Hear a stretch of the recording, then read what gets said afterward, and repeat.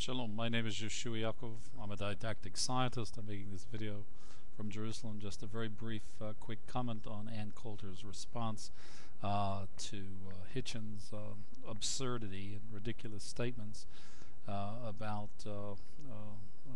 anti-religious statements about religion is plotting the destruction of his rights and lives, and etc., etc., etc. It's quite flaming. But that said, Ann Coulter said when asked by Chris Matthews, I think the moderator, I'm not sure. Okay, in any event, when asked the question, she said, I'm not planning Christopher's demise, but the Creator is. I would hasten to point out to Ann Coulter that indeed the Creator is not planning any such thing. That's not the business of the Creator. That's the purview and business of free will. So if you take a strong reductionism, the fact of the matter is, Ann is kind of close and right. It's Chris who's planning it. Chris hasn't yet met the Chris who's up to such plans. He's quite delusional about his relation with himself. And he's been running away from and denying ground zero since 1973. So that's a little technicality that I thought that should be pointed out. It isn't God that's planning Christopher's destruction. It's Chris, and ground zero's just around the corner for the last God, let's see, 38, 33, 7. 38 years. Okay, so you could, how long can you run away and be in denial? Okay, so one of the things that Christopher made a big issue of in one of his previous videos, I answered, and interestingly, he said something. He said you have to. Let's see if I can find it. You have to name for me an ethical statement that was made or a moral action that was performed by a religious person, that's me, in the name of faith, that could not have been made as an action or uttered as a statement by a person of no faith, that's you, Chris Hitchenson. Well, maybe I was right. So I said to Christopher, here is my statement. Quote, truth is the information that never changes, parenthetically and finally, close parens, changing, parenthetically and intentionality, close parens, end quote. And I said, you can't make that statement. So what did I do? I got all kinds of you haven't answered his challenge. How can the truth is the information never changes be a moral, said blah blah blah. All of his groupies were at me, and they've been at me, and they're insisting, and you got to debate him. And so what did I do?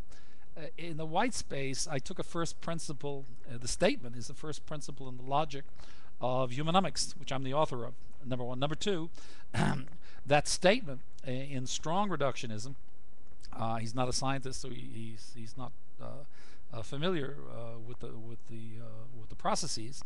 But that said, I answered with a statement that in logic, first principle logic, I might add, is first and foremost a paradox. And in stating a paradox, it in the flow of the statement, it's transformed into a dilemma. And so this is the duality of man. In exile, a paradox becomes a dilemma, and that's the way of life, of exile. But when the God of the cosmos imposes the end of man and mankind's exile and collapses the local reality, as the God of the cosmos has, guess what? Voila, lo and behold, you have a transformation, a change of sign is the technical term, and first order phase transition, to be absolutely precise. And now something different emerges, and that is what? A dichotomy.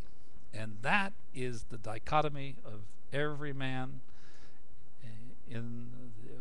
as we come to the end of man and mankind's exile. That dichotomy faces every one of us individually on 4 levels. The psychosocial level, we recognize it when we see the Twin Towers collapsing, when we see tsunami, when we see the cyclone in Myanmar and the earthquake in China, and between those two events in the last few days, a 250,000 people have perished, and 5 million have been rendered homeless and without shelter, and many without food, and we're going around. Man and mankind is spinning fable after fable, and totally preoccupied with nothingness. So that said, we're now compelled to respond to the dichotomy, and the dichotomy is the absolute irrevocable separation between the person, the man, the woman that we were in exile, and the one that we have to ascend and inhabit in the quantum reality of the postmodern era, or if you're religious, the redemption. And that's where we are. And so this is why I answered Christopher's question, and he didn't understand, didn't grasp it at all, but he went very silent, and he ducked it, and he had all of his groupies sending me these flaming emails because they didn't understand it. So now it's explained. In case anybody missed it, I'll repeat it. We have a paradox. We begin with a paradox in the statement, and the paradox becomes what? A dilemma. And the relationship between paradox and dilemma, and the insoluble problem of man and mankind in exile, is transformed in a first order phase transit, change of sign, as we come to the end, the collapse of the local reality, which is the end of man and mankind's exile, the end of the pre-modern, modern era, and the ascent to inhabit the quantum reality of redemption, or postmodernism, and its central organizing principle, which is Kabel B'Shvilatet, that's Hebrew for English, is receiving to give. Receiving what? Receiving the authentic you. To give the authentic you. To who? To the authentic you. To your children, to your spouse, to your children, to your family, to your community, to your nation, to all mankind. This is the quantum reality. This is the destiny. This is the purpose of man and mankind. This is where we're going. This is the direction. And this is what was not understood. So now, Anne, I think I've answered. God is not doing anything to Christopher, because the God of the cosmos created Christopher and loves him just like he loves you, Anne, and Matthew, and all of the atheists. And so these are the children, and we have a saying in Israel, in the Middle East, I should say, come down from the roof, children, before you hurt yourself. And so the secular humanism's ascent on the ladder to the top rung, that ends in atheism, has the little children jumping off on their head into a pool with no water, and their dialogue is not their dialogic is not sustainable.